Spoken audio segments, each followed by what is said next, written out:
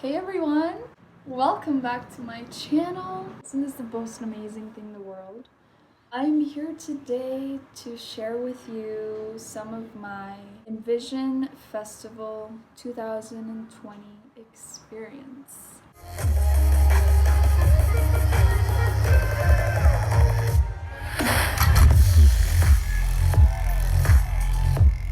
I got back from the festival a few days ago. So I live here in Costa Rica, as you may know, so thankfully I only had to take one bus over to the festival, which I'm so thankful for, and it was about 4 hours away in bus.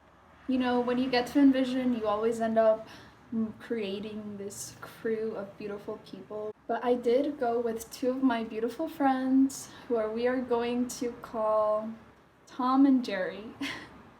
Just for the sake of respecting, everyone's privacy. I don't know if they want to be mentioned and stuff, so Tom and Jerry it is. Oh, and I have some notes here because I live by a very busy road, so it's just a fact that there are gonna be noises in the background with my videos. Yeah. Gotta do what you gotta do. But yeah, I have some notes here on my beautiful journal. Okay, can we just take a moment? Can we just take a moment? Anyway, on Thursday we arrived at the festival. It was a beautiful day. We were setting up the tent, which Jerry so kindly took. So it's like this huge tent. So we set that up and we walked around getting to know the festival as it was Jerry's first time there, while we waited for our friend Tom to arrive to the festival so we could all get together and explore and all of that. And we went and danced at the Lapa stage, which I love so much.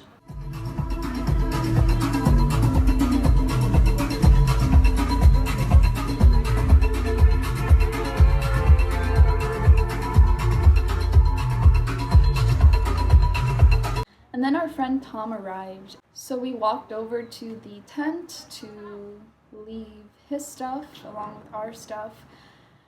And here is where things start to get interesting.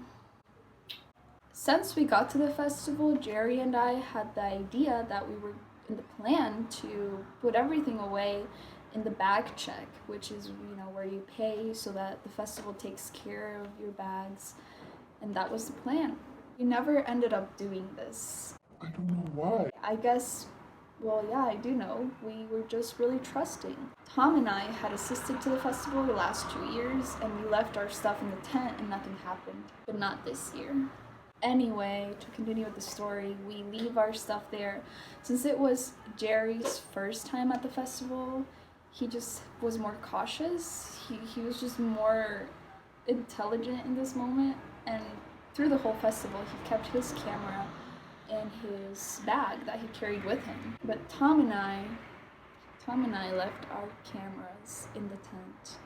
We had nice cameras too. Yeah, we leave everything there. Jerry takes his camera with him, and we just go off and we just dance around the festival, meet beautiful people, and we'd go see the sunset. And that was beautiful.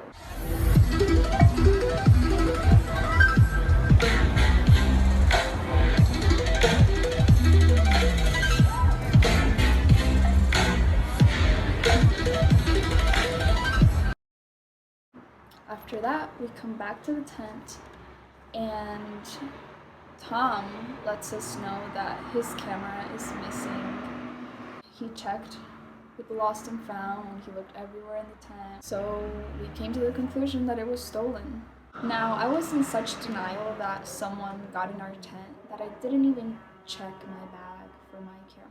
Because it didn't look like anyone got in the tent, you didn't see a mess or anything. I really thought that Tom left his camera somewhere accidentally and so it got stolen there. I didn't even check my bag. We went to bed that day and it was bittersweet, it being the first day at the festival in this beautiful place, yet Tom's camera was fucking stolen. So it was a lot to process, but we didn't really talk much about it, we just all kind of fell asleep.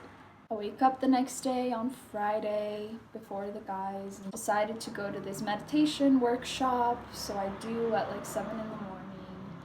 And it was beautiful. It was so nice to start out my day that way. Now, Before going to the meditation, I decided to leave my phone in the tent so that I wouldn't have anything with me comfortable during my meditation. So I put my phone under one of these scarves that I actually bought the first day on Envision. Aren't these so cute?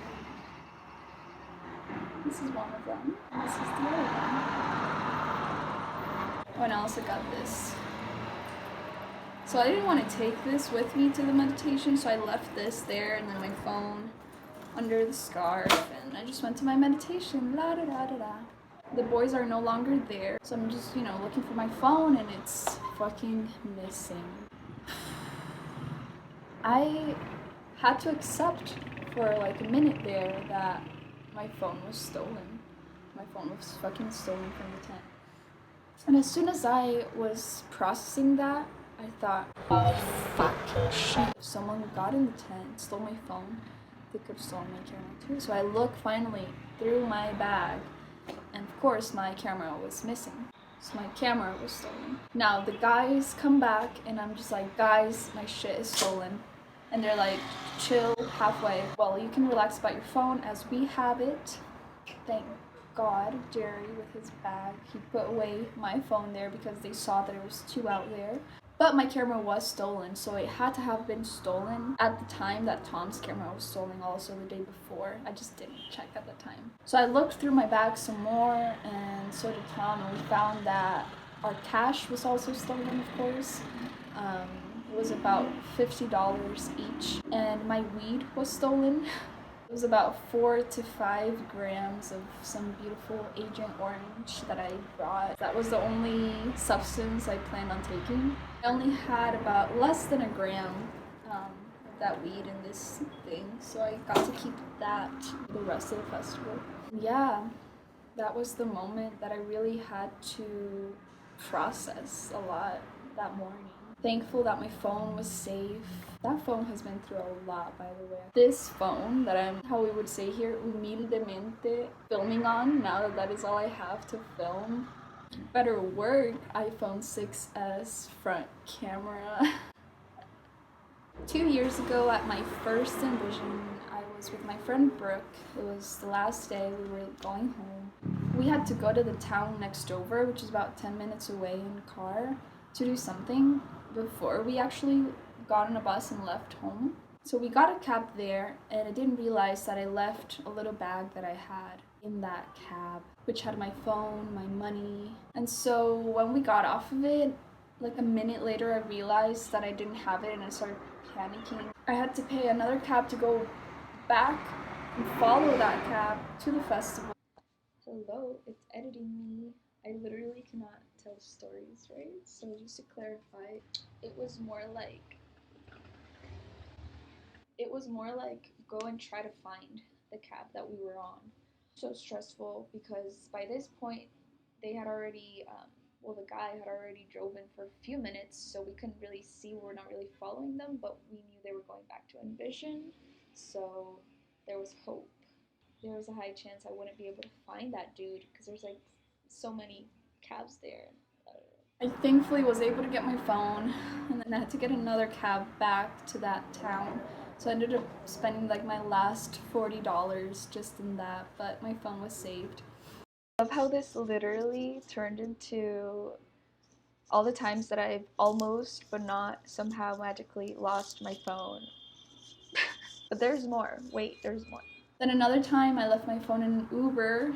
Thankfully, the person gave it back the next day. Then another time, a few months ago, I was in an Uber on the passenger side, just scrolling through my phone, and we were going through a sketchy area of town, but it was literally midday. Like, what the f? And literally, a robber was trying to snatch my phone from my hand from inside the Uber. Can you believe it? Apparently that happens a lot in that area. The Uber had such quick reflexes that he noticed, and he ninja'd my phone from the robber's hands, and it fell on the freaking Uber and it got saved. All of that happened in literally less than 2 seconds. I cannot make this up, you guys. Like, that was crazy. The robber literally touched my phone. I cannot believe I forgot about this last one, I swear to God. So it was at this last Envision. This was after this whole story happened about the tent. It was like the third day, and I woke up. It was a great day. I went to get breakfast, and there was still music playing from the night before. At Lapa stage. So I went with my coffee over to dance a bit, and I had that green belt thing, fanny pack, whatever. I don't know why I bought that thing if I realized since the beginning that my phone didn't fit properly. So I had it was weird in there. I was also wearing like one of the scarves around my waist as like a skirt or something, and that somehow pushed my phone from the belt and it fell on the ground at Lapa stage, but I did not notice. Literally. My friend Cyrus, that I had met at Envision a few years back, was the one to see it on the ground and pick it up. He didn't see it falling, so he didn't know whose it was, but he looked on the screensaver, and at the time, so well aligned, I had a picture of me and my boyfriend like kissing, and he could see my dreads in there. Well, it was me. So he knew, and he just like walked over and he was like, and I was just like, no, what? Especially with all that has happened that you now know about the phone almost getting lost. I was like, seriously? So, bless this old iPhone. Seriously, thank you, universe, for keeping it going, allowing me to be able to reach you right now through it. And you know what's funny? That I had that camera for so many years, and looking back, I did film some stuff, but I always resisted uploading or even filming a lot of the ideas that I had to have, just because of fears and insecurities. And now that I don't have it, now is when I'm filming. Isn't that hilarious? Isn't that funny how life works? Like, sometimes it takes losing something to realize how much you really loved it and how much you appreciate it. I am so blessed to have had that camera for 7 years. And man, now I'm going to save up for another one, and when I do have that one, I am sure that I will appreciate it that much more and love it that much more and use it that much more. So yeah, it was strange processing that loss at Envision, the place where we usually feel so safe and the energy is so high. But it was a good lesson for my friend also, I know. And it was beautiful to support each other in that and to continue enjoying ourselves regardless of what had just happened. Our neighbors were the sweetest. Seriously, if you just happen to be seeing this, Joshua and Lindsay, they were camping near us. They were so kind. How could I get sad with such high vibrations around me? So much genuine support. They were just there for us. They heard us, they reassured us, and they were just amazing support throughout the whole festival. I swear, the people that I get to meet at Envision, for me personally, is the highlight of my experience there.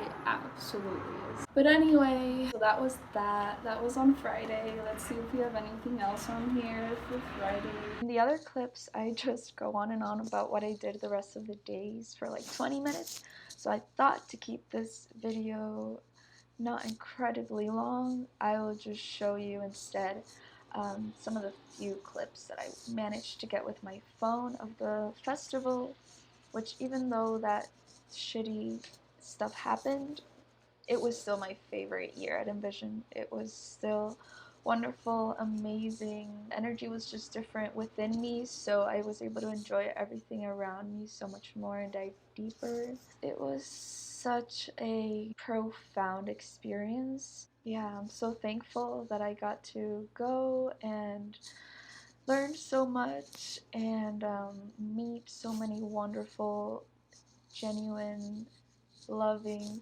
fun souls. I loved going to yoga, the meditations, and the workshops.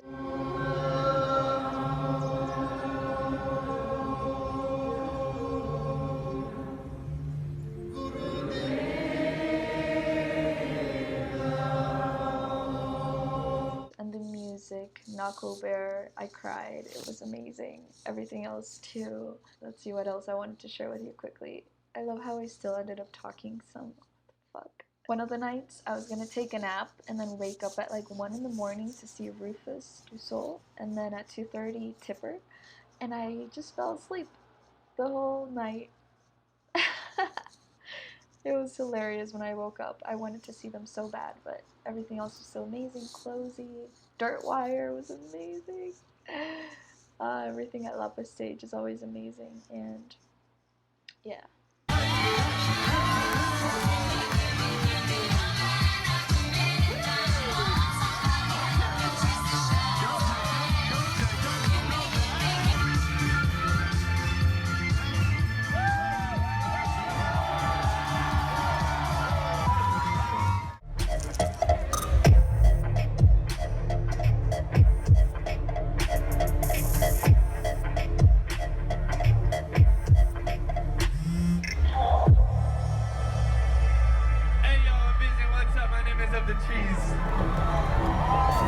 This is my first year here. This is my first time in Costa Rica.